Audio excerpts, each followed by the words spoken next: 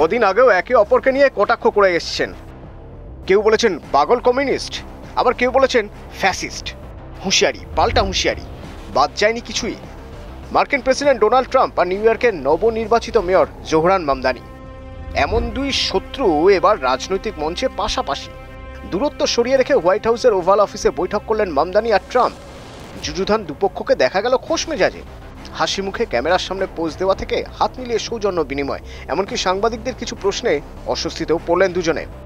জোহরানের প্রশংসায় ঝরে পড়ল ট্রাম্পের গলায়। লেন্সবন্দি হলো সবকিছুই। নিউ ইয়র্কের মেয়র নির্বাচন ঘিরে সরগরম ছিল আমেরিকার রাজনীতি। প্রেসিডেন্ট ডোনাল্ড ট্রাম্পের সমস্ত চোখ রাঙানিকে কার্যত বুড়ো আঙুল দেখিয়ে নিউ ইয়র্কবাসী মেয়র হিসেবে বেছে নিয়েছেন ভারতীয় বংশোদ্ভূত জোহরান মামদানিকে। ইতিহাস বলছে গত 100 বছরে নিউ ইয়র্কের কনিষ্ঠতম মেয়র 34 বছরের জোহরান, যাকে পাগল কমিউনিস্ট বলেছিলেন ট্রাম্প।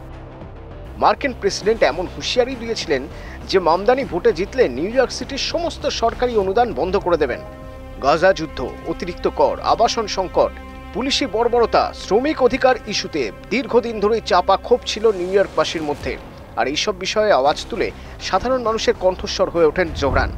নির্বাচনী প্রচারে তার একের পর এক ঝাঁঝালো মন্তব্য চাপ বাড়াতে থাকে মার্কিন প্রেসিডেন্টের উপর। ট্রাম্পের অভিবাসন সংক্রান্ত কাজের বিরুদ্ধে রুখে দাঁড়িয়েছিলেন জোহরান, জানিয়ে ট্রাম্প হুমকি দিয়েছিলেন যে নিউ ইয়র্কের মেয়র নির্বাচিত হয়ে যদি তিনি অভিবাসন সংক্রান্ত কাজ বন্ধ করে দেন তাহলে তাকে গ্রেপ্তার করা হবে। দমে যাননি জোহরানও, মার্কিন প্রেসিডেন্টকে কড়া ভাষায় আক্রমণ করে গিয়েছেন।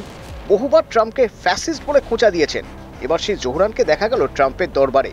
2-3 দিন ধরেই ট্রাম্প মামদানির সাক্ষাৎকারের বিষয় ছিল শিরোনামে। 21শে নভেম্বর বৈঠকে বসলেন দুজনে। রিপোর্ট বলছে বৈঠকের আগে পর্যন্ত মামদানির হোয়াইট হাউসে আসা এবং বৈঠকের বিষয় নিয়ে অনেকেরই সংশয় ছিল। সময় এগিয়ে এলে সাংবাদিকরা ক্যামেরা তাক করেছিলেন জোহরানকে দেখার জন্য, কিন্তু যেখানে সাংবাদিকরা অপেক্ষা করছিলেন সেই দরজা দিয়ে ঢোকেননি নিউ ইয়র্কের মেয়র। তাতে জল্পনা আরও বেড়ে যায়। তারপর ওভাল অফিসে ট্রাম্পের পাশে দেখা মেলে জোহরানের। বৈঠকের শেষে ওভাল অফিসের বাইরে সংবাদ মাধ্যমের উপস্থিতি দেখে অবাক হয়ে যান ট্রাম্প।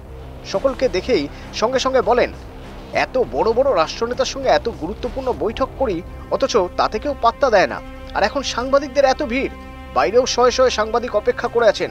মনে হচ্ছে কোনো কারণে এই বৈঠক সংবাদ মাধ্যমের কাছে খুবই আকর্ষণীয় হয়ে উঠেছে। ভিড়ের মধ্যে থেকে এক সাংবাদিক জোহরানকে প্রশ্ন করেন, আপনি কি এখনো বলবেন প্রেসিডেন্ট ট্রাম্প একজন ফ্যাসিস্ট? জোহরান এর উত্তর দিতে যাওয়ার আগেই তাকে থামিয়ে ট্রাম্প বলে ওঠেন, আরে ঠিক আছে, তুমি হ্যাঁ বলে দিতে পারো। ব্যাখ্যা করার চেয়ে হ্যাঁ বলে দেওয়া সহজ, তাতে আমি কিছুই মনে করব না। পাল্টা হাসেন জোহরানও। সকলকে চমকে দিয়ে জোহরানের প্রশংসায় পঞ্চমুখ হয়ে ট্রাম্প বলেন, ও যত ভালো কাজ করবে ততই আমি খুশি হব। আমাদের মধ্যে একটা মিল রয়েছে, আমরা চাই আমাদের ভালোবাসার শহরের ভালো হোক। বৈঠক ফলপ্রসূ হওয়ার দাবি করেন জোহরানও। এই বৈঠকের অন্যতম বিষয় ছিল স্থানীয় বাসিন্দাদের উপর থেকে অর্থনৈতিক চাপ, বাড়ি ভাড়া, ভুসিমাল সহ প্রয়োজনীয় জিনিসপত্রের মূল্য কমানো, কিভাবে সাধারণ মানুষের ভালো হবে তা নিয়ে আলোচনা। জোহরান আরও বলেন, এই বৈঠকে কোনো রাজনৈতিক বিরোধিতা বা আক্রমণের জায়গা ছিল না। ট্রাম্পও বলেন, জোহরানের সঙ্গে এই সাক্ষাৎ দুর্দান্ত। তাহলে কি দুই নেতা প্রথম বৈঠকেই যাবতীয় রাগ গলে জল হয়ে গেল? উত্তর আগামী দিনেই মিলবে।